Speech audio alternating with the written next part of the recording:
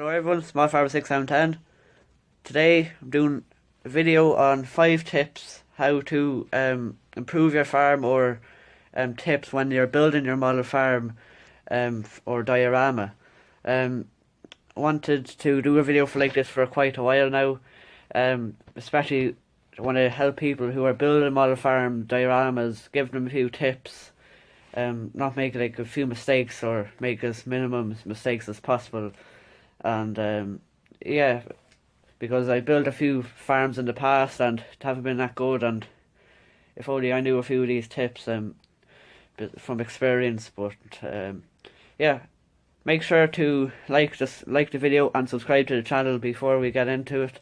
I put out roughly about 3 videos every week, even more if I can. So yeah, we'll get into the video. Have about 5 tips. So yeah, we'll get into it now.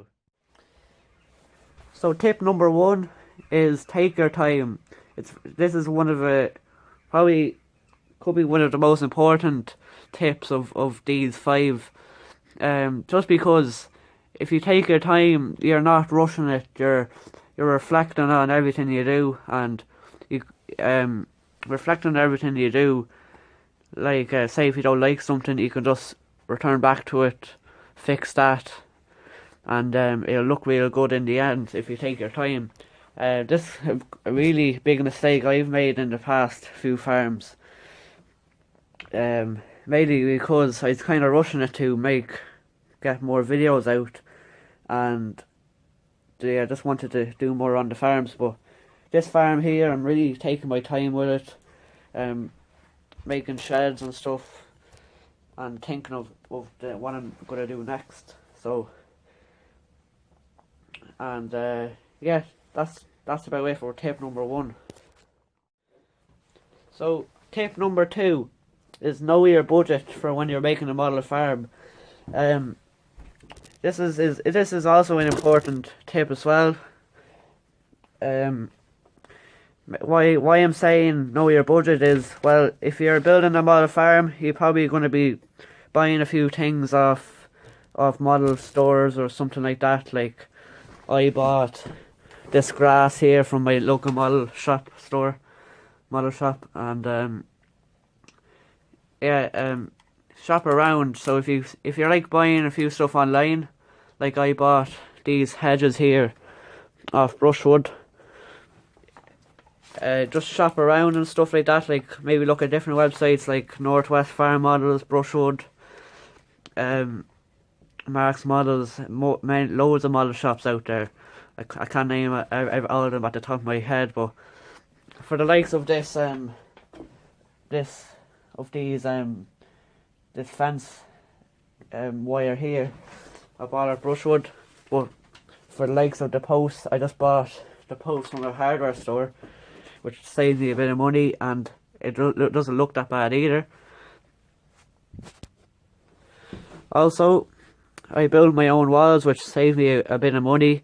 Instead of using up like a lot of hedging, which I'm buying online, I just build a few of these stone walls, which I'm going to do a video on. Look quite realistic, and they work well for me. Also, you might already know, I have always built my own sheds, which is a huge saving cost. It's huge saving for me. Probably the biggest saving of all, because sheds, they're quite expensive if you want to buy a good few of them, like what I do. And also, if you build your own sheds, you know what type of style you want. You don't have to pick. You can build whatever shed you want. So that's also another advantage. And also, if you have a low budget, build a small farm, because if you're planning on building a really big farm, and you want to have a lot of detail and a small budget, it might not look good. So I'd probably recommend, if you have a low budget, build a small farm, sorry.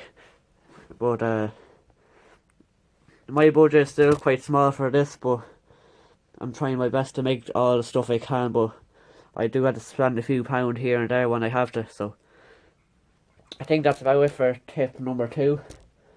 So we're getting into tip number 3. So tip number 3 is is um is very important as well. Is have a plan. So you might be thinking, why do I need to have a plan?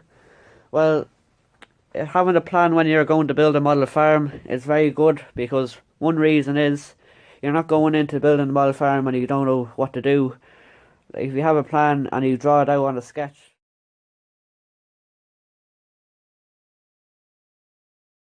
like what Daniel has done on the screen here now. So as you've seen by Daniel's sketch there, he sketched out his farm quite nicely, and he went into good detail where he like labelled where the farm's going to be and where what fields are going to be which. It's important. It's important if you are building a plan, maybe taking into account what budget you have as well. So, but also if you have a plan, maybe not everything will go. Not everything will go like the same as what's on the plan. Like I had a plan for this, and not everything went the same as I thought it would. I kind of changed up a few things, but for the likes I had on my plan, I had the road going straight through, but I was going to have a little paddock here, but I didn't have enough space, so I kind of made all this part here the farm. So stuff like that, it's kind of handy to have a plan as well, but at the same time you can kind of change up your ideas going along. So that's about it for number 3, have a plan. So tip number 4 is quite important. Well, nearly all these tips are important, but it's quite something to take in mind. It's, say if you have a lot of like big enough models and they're like quite heavy horsepower and stuff like that, you might want to make like a big farm or like a big yard or something like that. I'm not saying like have like a big 8x4 or big sheet, but say if you have big machines, you might just want to have a bigger yard, rather than say I put this, say for instance I put this big combine in the field here. Like that's quite a small arable field, but look, it's only not even 2 runs of the field, and for that combine is already done. Whereas if I put the smaller combine, it looks quite a bit more realistic. So just know the size of your farm you're going to be making, or the yard or the fields, with the machinery you have. So the smaller machines, you might want to make smaller fields or smaller little yard or something like that. So that's about it. That's all I have to say for that. I'll get into tip number 5. So the last and final tip is back scenery, or little details as well. I want to tie into that tip as well. But starting off, the little scenery the back scenery, sorry, not little details. Back scenery, well, I didn't have back scenery in the last farm, and I saw cousin's farm, Daniel, he had back scenery in his farm, and you want to see the difference it makes, especially in this little photo here. It looks way more better with the back scenery with the county, but looks quite better, and also makes the farm quite stand out, in my opinion. Makes the farm stand out a bit better and catches your eye. But for the cover all of for get scenery for all of my farm, I think it cost me €30. It only took me 3 sceneries, and my farm is quite massive, like, so that's not bad for the amount of scenery I have, and for the difference it makes, it's definitely worth it. But even if you have just like a little table like here or something, you'd only need about 1 scenery, which costs a tenner, and the difference it makes, it's definitely worth it. But when you're putting out the scenery, there's a mistake I made. There's a few crinkles if you zoom in. You'd want to maybe roll it with a roller or something, or a tube. That's the mistake I made when I did it. But other sceneries aren't really like that. They're a bit better, no crease in them. And then the last tip I want to give you is the little details. So if you have like maybe like a dog running across the field, or the likes here I have a hen in the garden or something like that, little details, they all add up, and if you just spend a little time on them, your farm will look well in the end. It'll be totally worth it if you're like taking pictures or something like that. So that's about all I have to say, really. I hope you gained a few things from it. That's my aim with the video. To people who are building or looking into building farms.